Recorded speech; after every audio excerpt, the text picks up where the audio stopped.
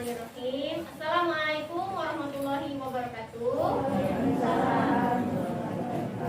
Apa kabar Ibu? Ya, alhamdulillah. Terima kasih Ibu-ibu sudah menyempatkan diri hadir hari ini untuk kitab P2K2, pertemuan peningkatan kemampuan keluarga. Materi kita adalah pentingnya gizi dan layanan kesehatan ibu hamil. Marilah kita sama-sama berdoa. Bismillahirrahmanirrahim. Apa kira-kira harapan ibu-ibu dengan anak-anaknya? Jadi harapan itu bisa tercapai dari sejak dalam kandungan. Mulai sejak 1000 hari pertama. Apa itu 1000 hari pertama? Semenjak dalam kandungan 9 bulan dan 2 tahun pertama. Itu dijumlahkan ada 1000 hari. Kenapa 1000 hari penting? Karena 1000 hari pertama yaitu masa keemasan pertumbuhan anak. Masa lagi gencar-gencarnya untuk anak itu tumbuh. Jadi optimalkan asupan gizinya, perhatian kasih sayangnya, dan stimulasi lainnya di 2 tahun pertama. Karena kalau misalkan 2 tahun pertama ini pertumbuhannya tidak sempurna, itu akan tetap seperti itu sampai anak dewasa. Selanjutnya ada dampak kekurangan gizi lagi.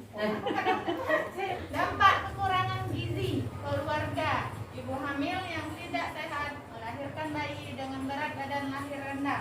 Bayi mengalami gangguan pertumbuhan dan mudah sakit. Anak gangguan pertumbuhan, anak pendek, stunting, tinggi badan, anak di bawah standar. Terima kasih Ibu Farida. Tepuk salut untuk Ibu Farida ya.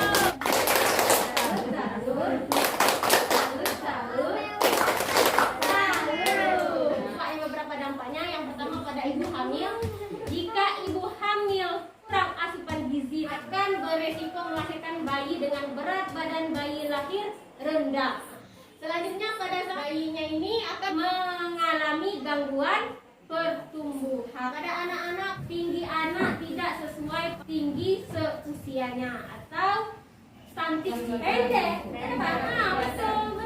Lanjut pada usia remaja, usia sekolah, anak-anaknya mungkin prestasi belajar di sekolah rendah, mungkin malas belajar, daya tangkap kurang, sehingga menyebabkan prestasi pun rendah. Pada usia dewasa pada saat mencari kerja, daya saingnya ini juga efektif rendah, sehingga akan berdampak buruk pada kehidupannya kelak ketika berumah tangga. Langkah selanjutnya yaitu pentingnya gizi bagi ibu hamil. Gizi bagi ibu hamil ini pentingnya itu untuk pertumbuhan janin di dalam kandungan, itu tenaga lebih ekstra untuk kuat dalam menjalani masa hamil.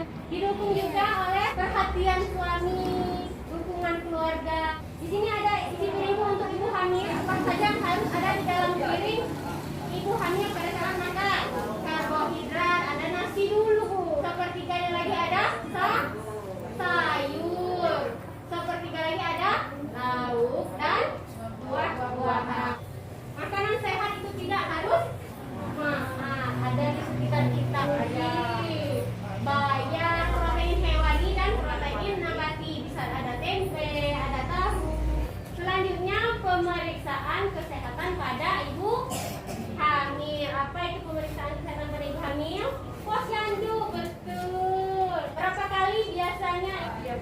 Setiap bulan pintar ibu, berarti 9 kali atau minimal 4 kali. 1 kali di trimester pertama, 1 kali di trimester kedua, 2 kali di trimester ketiga. Trimester terakhir itu sudah mendekati persalinan. Bagaimana kondisi air ketuban untuk menentukan juga prediksi tanggal kelahiran. 10 layanan pemeriksaan kehamilan. 1. Pengukuran tinggi dan berat badan. 2. Tekanan darah, imunisasi, tetanus, pemberian tablet tambah darah, rencana persalinan di fasilitas kesehatan. Tanyakan tanggal perkiraan persalinan. Terima kasih Ibu. Halo. Hai. Jadi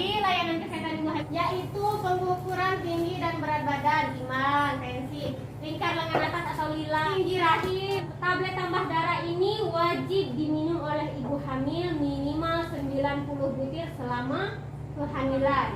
Tablet tambah darah ini mengandung asam folat yang sangat baik untuk pertumbuhan otak janin.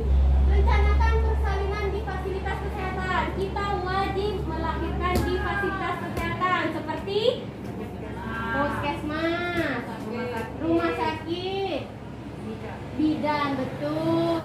Terima kasih. Langkah selanjutnya adalah pemeriksaan kesehatan setelah melahirkan.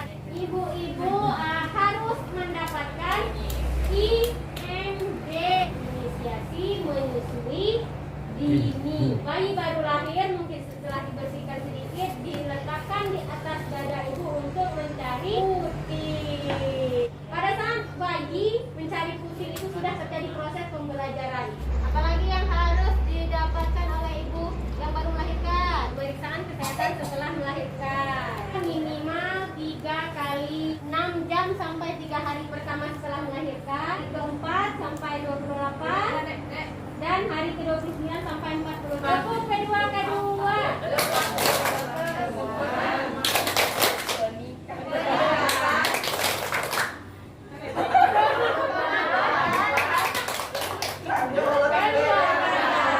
ASI yang pertama yang keluar jangan sampai terlewatkan. Ada yang membuang ASI?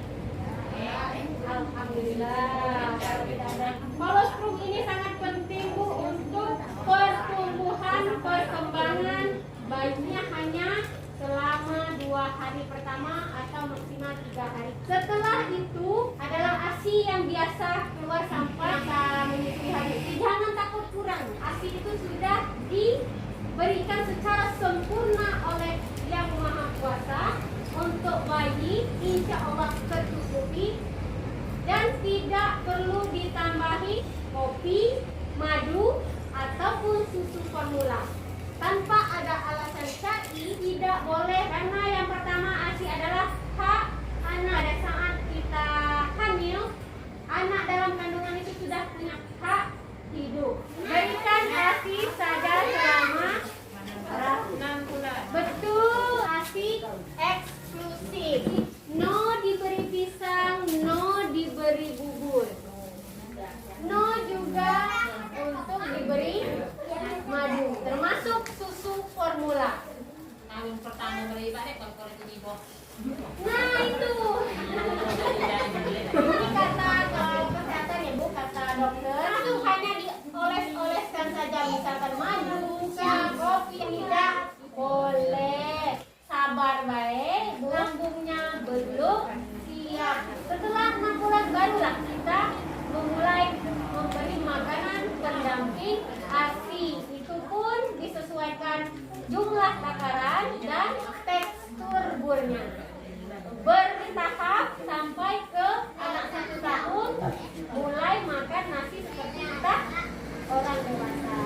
Lanjut, tetap harus diperhatikan gizi seimbang pada ibu menyusui. Perbanyak minum air putih. Selanjutnya adalah memastikan ibu dan bayi mendapatkan layanan jaminan kesehatan nasional atau BPJS.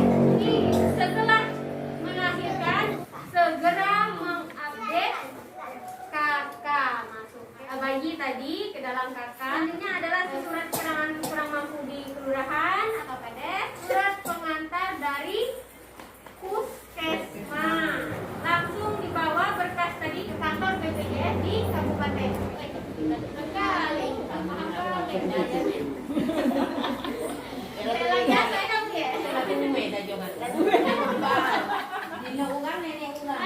Demikianlah materi kita hari ini. Ada pesan untuk ibu hamil dulu. 1. Ibu hamil makan makanan bergizi seimbang. Ibu hamil harus periksa ke puskesmas minimal 4 kali selama kehamilan. Konsumsi TTD tiap hari. Ibu hamil harus melahirkan di fasilitas kesehatan dan dibantu tenaga kesehatan. Lakukan IMD saat bayi baru lahir. Berikan kolostrum pada bayi. Beri ASI saja selama 6 bulan. Periksakan kesehatan ibu dan anak setelah melahirkan. Gunakan bantuan PKH dan BPNT untuk membeli beras, telur, dan minyak. Gunakan uang PKH untuk menambah asupan protein. Batasi penggunaan gula. Buat kartu keluarga, KTP untuk mendapatkan kartu Indonesia Sehat. Terima kasih Bu. Inti dari materi kita hari ini ya Bu. Semoga bisa diamalkan kepada keluarga masing-masing. Marilah kita tutup acara ini dengan sama-sama melafazkan alhamdulillah. Terima kasih kepada tuan rumah sudah menyediakan tempat dan terima kasih kepada ibu-ibu yang sudah menyempatkan